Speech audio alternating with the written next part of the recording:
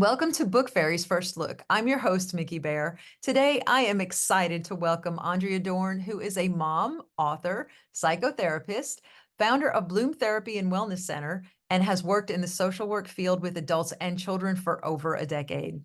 Andrea is the author of the Mindful Steps series, an engaging series of children's how-to guides designed to empower kids with the foundational understanding of important developmental skills and concepts for key milestones common in early childhood. Her series has been praised by experts, including David Kessler and Jennifer Cohen Harper. She has currently published 6 children's books and contributed to numerous article publications, including those featured in HuffPost, Oprah Daily, Psych Central, and In the Know by Yahoo. Through her work, Andrea is dedicated to and passionate about helping young minds and their families navigate the big and small changes that come with child development by creating supportive resources and encouraging playfulness, mindfulness, and emotional connection. Welcome, Andrea. It's so great to meet you. It's so wonderful to meet you. Thank you for having me today. Oh, well, I'm so excited about this. So, before we do get started with the questions, let me introduce Welcome to Therapy. So, how does a parent teach their child? Oh, there's the book. How does a parent teach their child that it's safe to share their feelings with a trusted adult? So, starting therapy can be a challenging and confusing experience, especially for children. They often don't know what to expect, or who a therapist is, or how therapy can help. Whether they're going to therapy to navigate grief, sadness, anxiety, trauma, or other tricky situations, it's important that children understand the ins and outs of therapy to start off on the right foot. So, written and illustrated by therapist and mother Andrea Dorn, Welcome to Therapy walks children through the process of starting therapy and normalizes the experience in simple, concrete, and developmentally appropriate terms. So, allowing kids to better understand what to expect and what is expected of them. Written for use at home, in schools, or in session, this straightforward, beautifully illustrated, and engaging book includes optional engagement questions to build connection and personalize the reading experience. And I just want to say, I love all of those little extra things at the bottom that really connect the child to what they're going through and what the book is bringing them through. So that is a really neat piece of the book. Short mindfulness and self-compassion meditations to support kids and their grown-ups.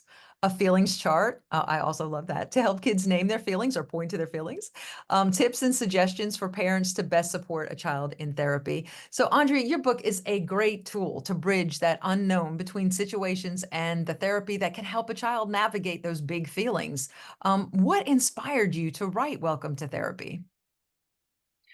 Well, as you mentioned in my bio, Welcome to Therapy is part of a greater series, the series. And that series was really born out of necessity as my own children were going through these milestones, and I couldn't find, um, I may be sort of a picky person when it comes to this, but I couldn't find these single step resources that I really felt would benefit them during these milestones.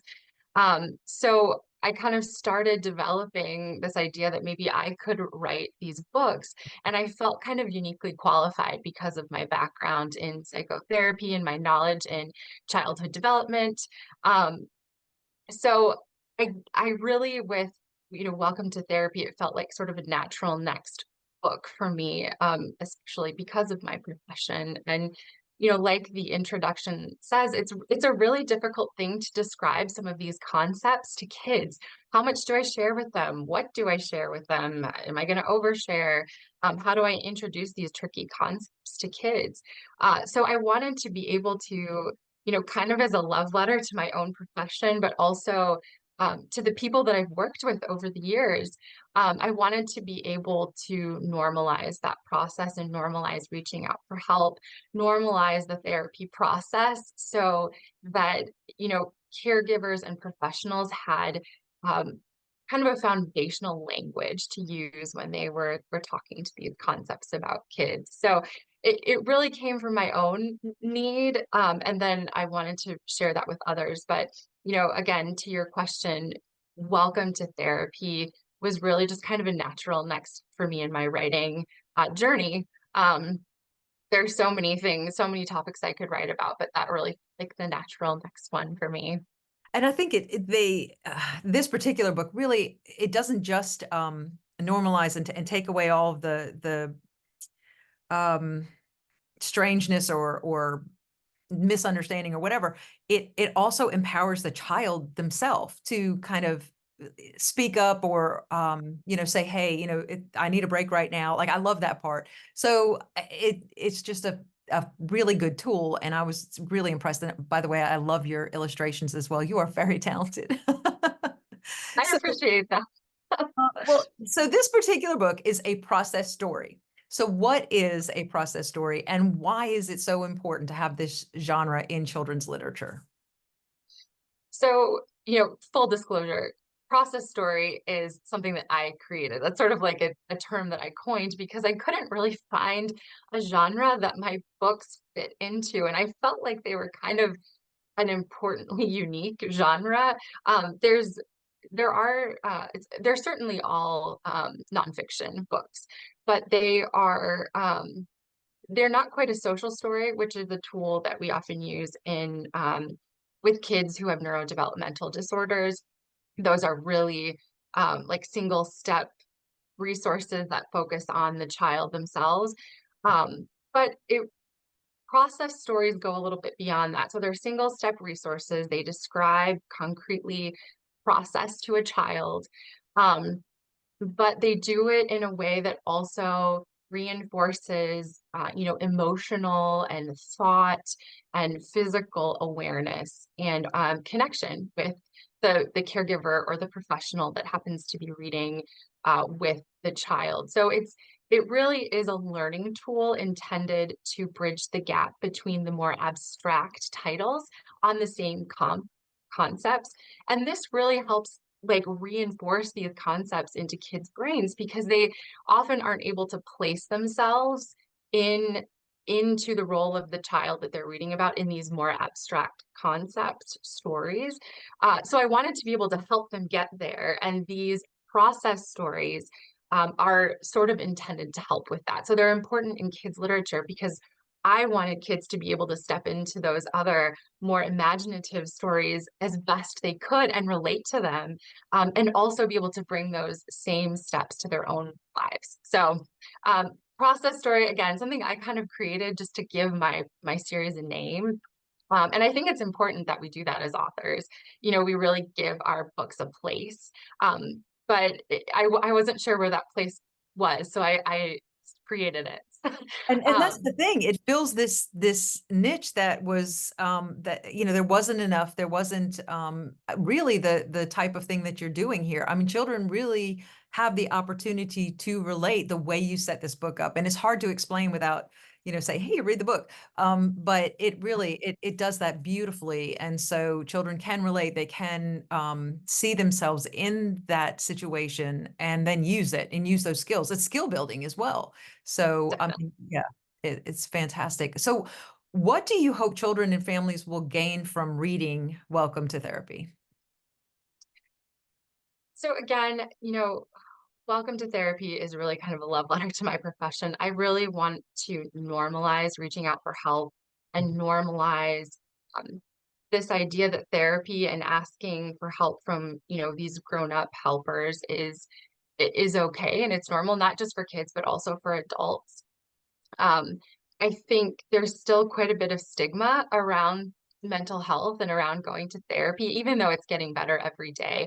But I wanted to be able to offer some really respectful and neutral and even positive language about how we can both ask for help and be empowered with the tools that we have inside of ourselves to grow and to learn, and we can have sort of that dialectic and both of those things happening at the same time. um, and we can find that in therapy. Therapists can sort of be a helper to help us get there. um, so I wanted to take any kind of unknown out of going to therapy for both parents and kids. So I hope that families and kids and professionals will feel empowered when they read this book. I hope that they'll feel connected and like they're not alone when they read this book. Um, and I think I ultimately just hope that they feel um, like I think empowered is really probably the best word. I hope that they feel empowered. Yeah, and I think it definitely does that. So this part I really love. I do have early childhood background. You have short children's songs that accompany the book in your series. How do tell us how those supplemental resources like music, the pictures we talked about pointing to the faces. So how does that enhance the learning experience, especially for the young children? Yeah, I'm gonna speak specifically probably to music, here, but I think any sort of visual or, any way that we can incorporate the senses in the learning experience is so powerful.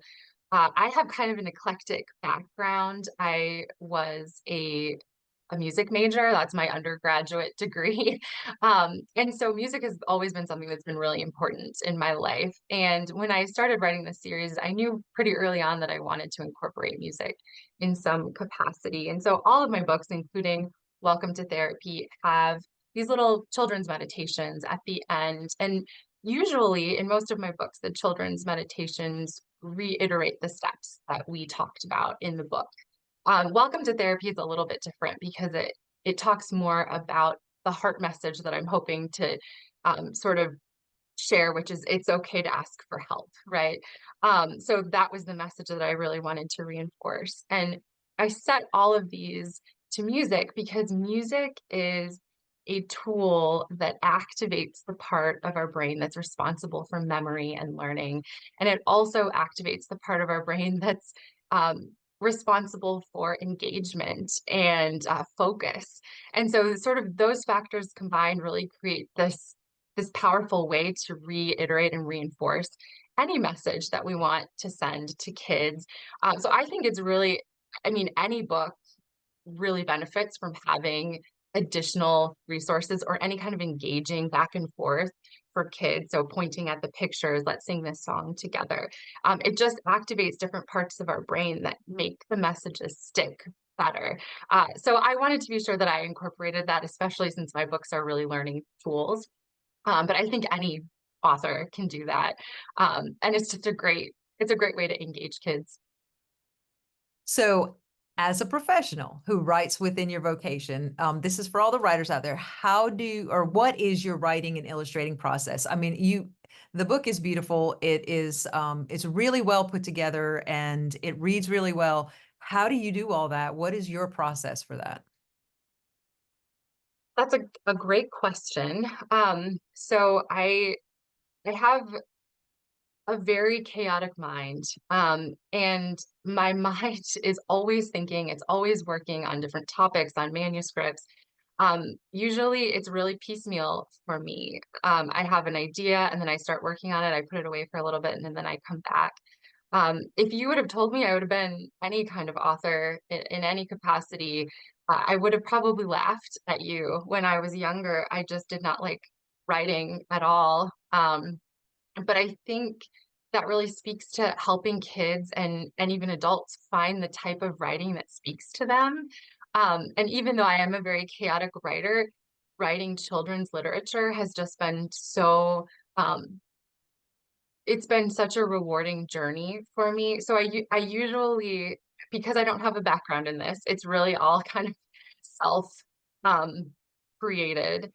I usually I piecemeal things together. I usually even will piecemeal some of the illustration in. So it's not a very linear process for me. But I think that's okay when you have a creative mind, which I feel like a lot of authors and illustrators really do.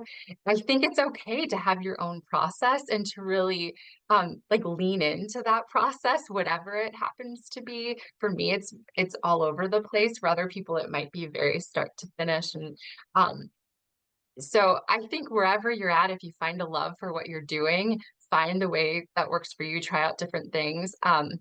But that would be my process, just a really like chaotic, all over the place kind of I don't know, kind of disorganized way.